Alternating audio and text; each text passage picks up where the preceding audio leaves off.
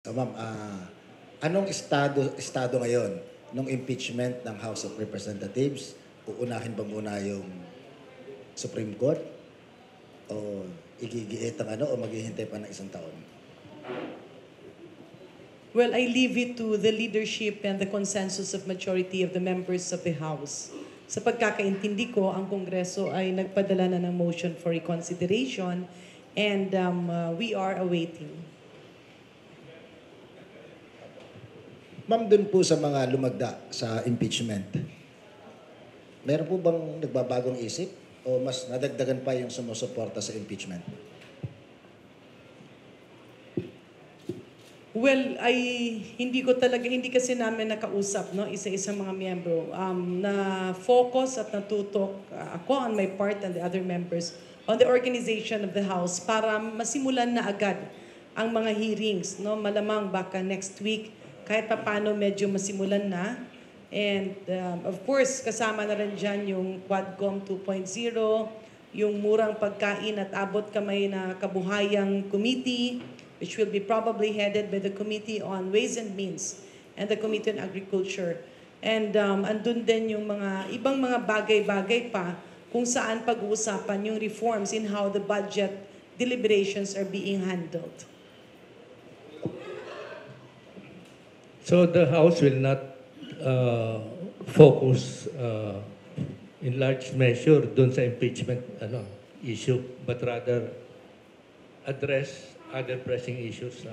Well, as of the moment, personally hindi ko pa masabi, pero sa pagkakaintindi ko, marami rin ang medyo nag-iingay to pursue deliberations on similar matters, no? So yan, I leave it to the legal experts on what to do. Medyo maingay, lalo na yung mga nasa minority at yung ibang mga may advokasya on accountability.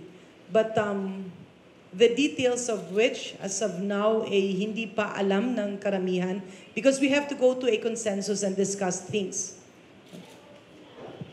Ma'am, itong impeachment na ito, nakatulong dito, isa sa nag-fuel ng impeachment complaint na ito, ay yung mga nadiskubre, narinig sa pagdinig ng House of Representatives. At tanong ko po sa inyo, ano ang sitwasyon ngayon? Nabawasan ba yung fervor? Wow, what a word. Yung mga mag-iimbestiga, considering na yung accountability na hinihingi, nakasunod ng pagkakadiskubre sa House hearing, ay tila para binuhusan ng malamig na tubig. Well, malawak kasi, no? Malawak yung scope ng ibang mga komitiba. So sa pagkakaintindi ko, merong mga aspeto at may mga bagay-bagay na ipagpapatuloy depende sa komitiba na nakatutok, no? Pasensya na, ayoko kasing pangunahan yung mga committees. At the proper time, they will be coming out to air and state the decision of majority of its members. Precise for me to say, ang nakikita ko lang on the part of the minority, andun yung kanilang ingay, hinaing, no, pagkadismaya. And we have to hear all voices in the House. And I am not sure where the committees are going to kasi depende yan kung saan yung takbo, ano yung sasabihin ng ating mga kongresista. But in terms of transparency and accountability, sa pagkakaintindi ko ay hindi yan hihinto. Ma'am, marirepair po ba, again, another elephant in the room, ang relasyon ng Senado at ng House of Representatives after all this? Parang sabi ng iba, it's 19 versus 290. I believe yung ibang aspeto kaya naman talagang ma-repair, no? Ang hindi kasi namin naiintindihan bakit napupunta sa personalan at name callings, which is, pasensya na, no, it's quite unethical. Kasi natural talaga yun na nagdedebate ang mga legislators. Ngayon, itong Senado at ang Kongreso, may kanya-kanyang stand yan, may kanya-kanyang priorities yan. Talagang palagi nagdedebate yan, even within our ranks, no? Sa loob ng Kongreso mismo, ang mga senador, ganun rin, nagdedebate rin yan. But almost always, the level of diplomacy and professionalism prevails.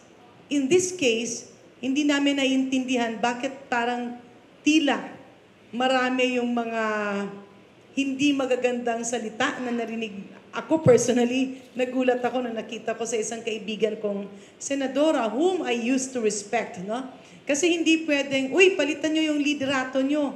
Parang, we are functioning very well, systematically, and we are very organized in the House of Representatives. Hindi niya nakikita, hindi niya nararamdaman yung mga problemang nasusulba dun sa baba, especially among our constituents. Being a consensus builders, and I'm referring to Speaker Martin Romualdez, yung bang papakinggan niya ang lahat ng aspeto, hahanapan niya ng solusyon na bawat problema ay talagang matugunan. Hindi naman lahat, no? And these are not personal problems.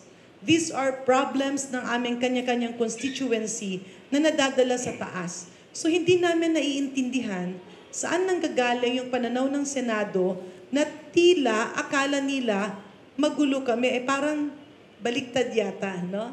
So these are matters that should be treated with utmost professionalism, diplomacy, and a proper interaction and comments based on issues and merits. Kasi kapag medyo personalan, hindi naman sa lugar no, ng pagdedebate, ano na lang ang may kita ng taong bayan? Baka mamaya sabihin ng ating mga kabataan, ganyan pala dapat ang ating ugali. Ganyan pala dapat ang ating pananalita. Ganyan pala dapat ang ating pananaw. Hindi eh. We should teach our children, who are our future leaders, that when there are dissenting opinion, let's focus on the issue at hand. Not on personal biases and personal vendettas or any other vested interests. Kailan po nawala yung, ano tawag doon? Interparliamentary courtesy. Nagulat ka. Parang ngayon nga lang nagkaganon noon. No? So, nakakalungkot. Especially so that many members in the Senate actually came from the House. Siguro, for me, no, I don't want to blame anybody. Hindi ko masisi ang Kongreso, hindi ko rin masisi ang Senado. Sa pananaw ko, ito ay output. Bunga, malamang, no? Bunga ng evolution.